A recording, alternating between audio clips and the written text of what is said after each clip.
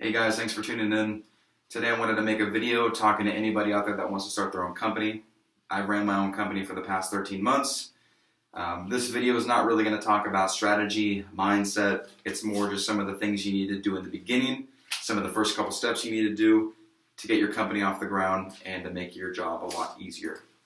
So after you've gotten your company name down, your business plan, what type of business you want to do, the partners you want to work with, the first thing you need to do is is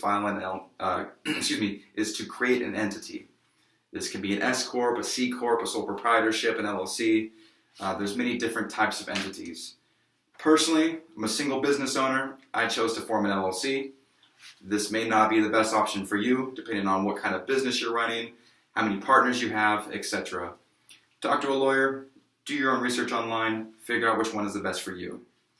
So, something you need to know is a lot of people choose to incorporate in states like Delaware or Nevada. Obviously, you can incorporate in any state you want, but a lot of people like Nevada, Delaware, I know there's another state I'm missing, I think Montana.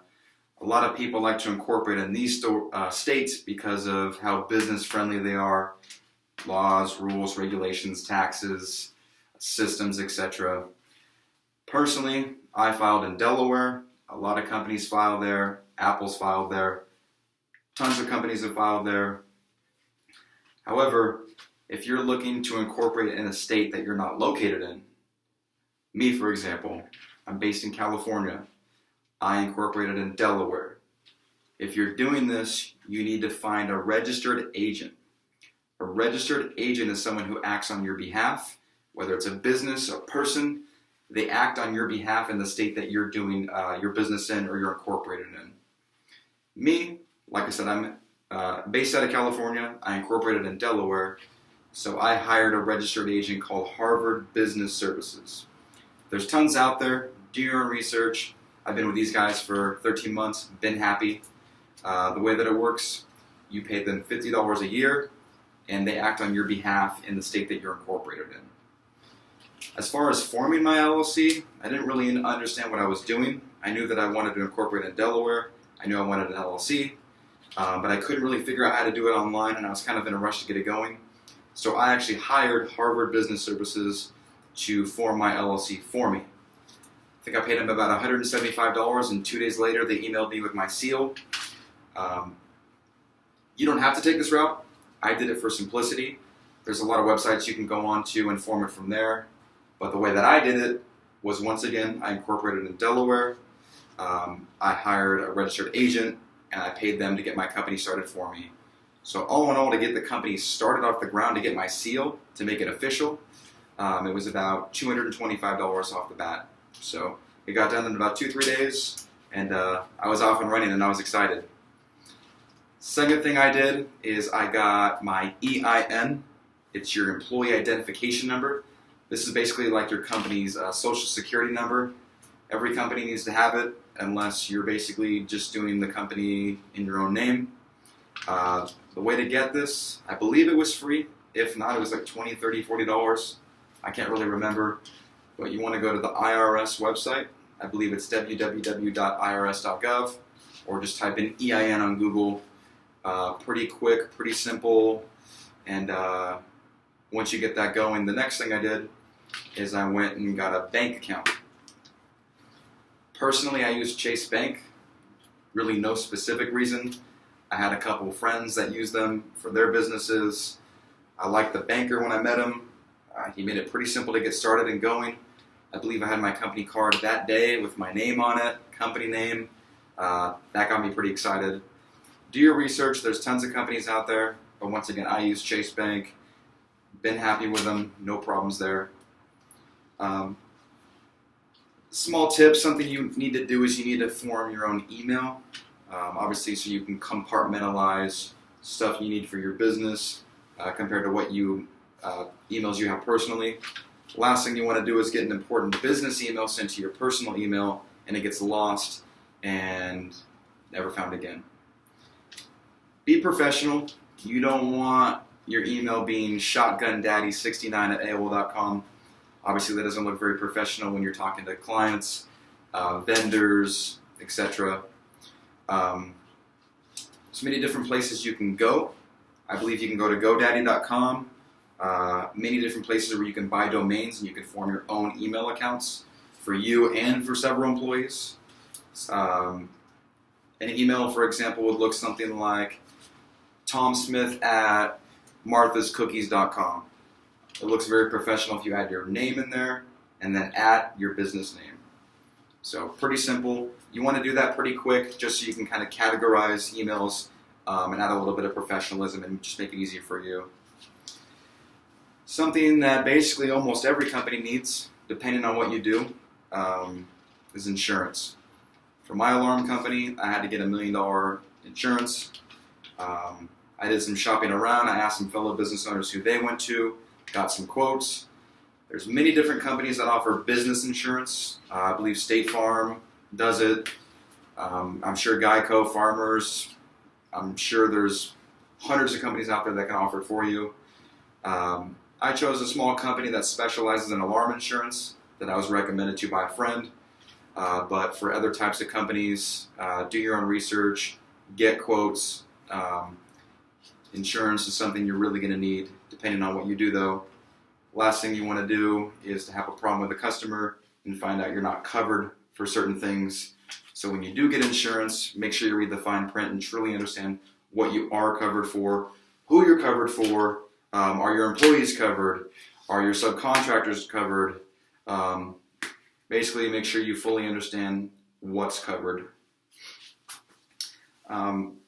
Next thing that I got, depending on what kind of company you're running, it can be very important. I went and got my own phone line, okay? I didn't want my customers looking at my website, getting my business cards, and then calling my cell phone number and going straight to my personal voicemail, okay? I went with a company called Ring. I'm sure there's tons of companies out there that offer phone lines. I like Ring. They're affordable. I think they're about maybe $30 a month. You can set up voicemails, systems, extensions. Goes right to my personal phone. When I pick up the phone, it says what the extension is that they're calling from. For example, if it's an existing customer, if it's a new customer, if it's an alarm emergency going off, it'll let me know before I pick up that phone so I know how to respond to that person's phone call. You get an online portal. It makes it pretty simple to set up different systems. You can have the old elevator music in the background. Overall, it sounds really good and very professional. And then once you have it set up, you don't really need to do anything. You just let it ride, and that phone line's there for you as long as you're paying the bill. Next thing I made is a website. In the beginning, I didn't really want to pay someone $500, $1,000, $2,000, whatever it was. I didn't really want to pay anybody to make my website, and then having to rely on them to service it. How much are they going to charge me to service it? If there's a problem, if I want to change something. Personally, I made my website through Squarespace. Okay, I believe it's like $29, $34 a month. I think I bought a domain name for $20. I think I bought a couple, bunch of different names that related to my company's name. Made it myself. In the beginning, it was a little bit tricky to figure out. My first two versions didn't look very good. But after a while, you kind of get used to figuring out. You can make a good-looking website. You can add your own pictures. You can add links. So if a customer wants to call you, they can click on the link and it'll call from their phones. Same thing with your email. If someone's looking at you through their phone, they can click the email button and send an email directly to you for a quote. Overall, like I said, I use Squarespace. Simple. Just like my phone line, I have it set up professionally, and I just let it ride. I never have to worry about it. As far as tracking your expenses, obviously you can do that on your bank account. You know, I can go into Chase Bank and I can look at all my deposits, credits, debits, withdrawals, whatever. I can see the date. I can see who it's from, who it's to. Obviously, you can do that. If you don't have very many expenses, you can write them down on paper, like I did for the first week. Then I would screenshot them. I, though, like to make my life a lot easier. I use Intuit QuickBooks. Okay? It's great. You can hook it up to your bank account. So every time you get a transaction, it goes right to your QuickBooks account. You can categorize it. You can set it up to where it auto-categorizes it. So if you have a couple different expenses that all come from the same vendor, it can auto categorize. You can click who it went to, who it was paid from. At the end of every week, at the end of every quarter, at the end of every year, you can see your profit and loss. You can see the categorizing of where you're spending money, how you're getting money. It also makes it super easy for tax season. So depending on how many withdrawals, debits, credits you have, like I said, if it's a couple, yeah, you can write it on paper. You can do your own software online, maybe like an Excel spreadsheet. You can look at your bank account. I use QuickBooks. I think I pay about $34, $30 a month, maybe $39. But it makes my life a ton easier, especially when tax season comes around. One last thing I want to add. This isn't really a necessary step, but I feel like it's a very important step for anybody that's going to work with any partners. Especially if it's a friend, family member. Sometimes when businesses get started, things don't go exactly the way you planned. Actually, that happens 99% of the time.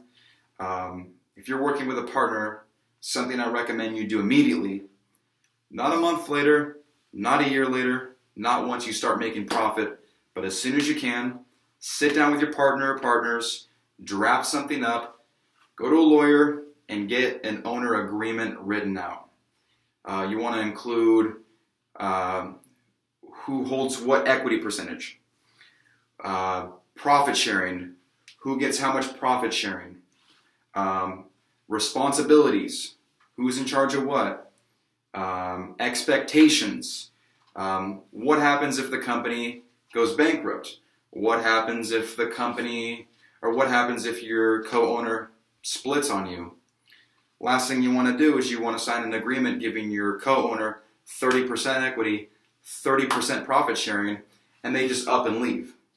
Are they still, do they still deserve to get that 30% when they leave? Well, if you have it in writing, yeah, technically it's in writing. So when you make these owner agreements, you want to make sure this is all documented, and you want to have an escape plan. You know, don't go in there saying, "Oh, no, we're friends, we're boys. If things go sour, we'll just end on a good note." Oh, no, we'll never go out of business. This thing's going to last forever. Yeah, it's nice to think that way, but a lot of times that's not how it works out. So you want to get everything in that agreement to cover your butt, to cover his butt, and to make sure that it goes down legally and professionally. So pretty simple. If you guys can think of any other steps, anything that I missed, please leave it below in the comments. I'm sure there's a couple things I missed. But once again, thanks for watching, and go out there and get started.